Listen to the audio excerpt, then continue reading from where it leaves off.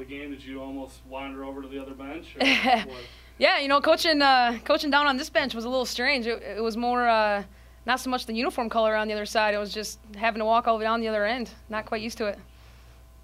How was it your first GLIAC opponent to be a team that you've been with for a while there? Yeah, it's pretty ironic. You know, I mean, we've known it's coming for about 7 months, pretty much since I got the job. So it's really kind of nice to have it over with. I was, you know, pretty nervous before the game, and still have those emotions of, you know, those are good kids over there, and you know, I worked so closely with them for so long, and I recruited them, and it was hard to leave them. And you know, I think, you know, we're definitely to the point now where they've moved on with their coach, and I've moved on with my coach, and I'll go out there and talk to them and say hi and wish them the best and always be following them. But now that the game's over, it's just kind of nice to, I feel like there's really kind of some closure there. How about your performance today from your team? Like building a pretty big lead early. Yeah, you know, it's when you can shoot 60%, it definitely helps. We've been begging them to make some shots in our first few games and make life a little easier for us. So to be able to do that, I mean, it's not very often you're going to shoot 60%, and we knew coming back in the second half we probably wouldn't do that. So that was probably the key, and it stopped their transition a little bit, and we were able to get some easier baskets, and they weren't, and they were struggling to score. And again, when you shoot 60%, you should definitely have some sort of lead going into half. Lost the first 3 nights, 2 in a row. What do you think about your team moving forward?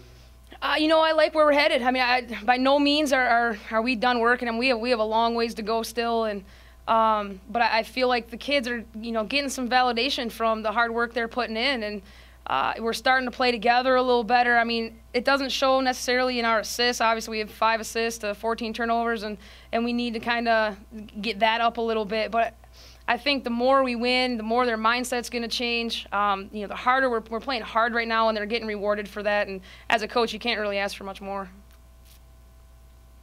How about having a team? Is it nice as a coach coming in? You got 2 seniors, kind of have, you know, everybody's going to kind of be around here for a little bit. Yeah, you know, it is. And it's kind of twofold, because if they don't buy in, you're in big trouble. Because you got a lot of kids around that aren't buying in. And right now, with the way we're playing, you can see that they're buying into what we're asking them to do. And then, you know, that becomes a huge bonus for us to have everybody back. And we're learning. I mean, every time, every possession, every defensive possession, offensive possession, we're learning and what they want, or what I want them to do, and what I'm learning what they can do. So we're really trying to, every game, get better. That's just kind of been our motto: stay consistent and get better.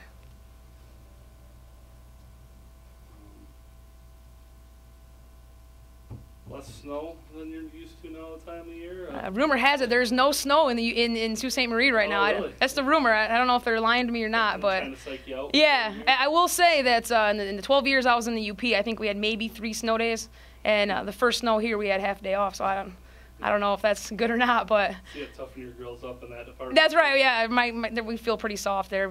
I told them they still need to get in and get some shots up. What's the allure of coming back? You know, you're back to where you play basketball.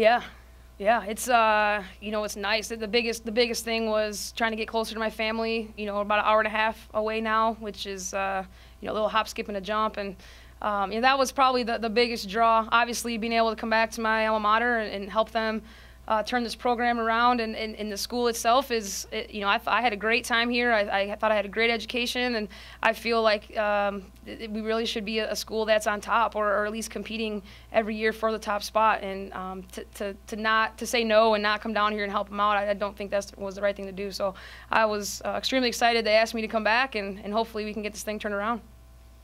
I didn't ask you too much on Jasmine. Is she going to score 27-30 every night now? Or? If she is, I wish she'd tell me, because that'd be outstanding. I might run some stuff for her. See, the biggest thing is that we didn't really run anything for her, and she still scored that many. And that's kind of the beauty of the offense, and what we're trying to get everyone to understand is that every given night it could be a different person. And tonight it was Woods, and you know, Charity's had big games, and KG's going to have big games, and Kayla's going to have big games. And you know, the more confident we get, and the more we understand that, and the more we're happy for those players that have those big games, the better we're going to be.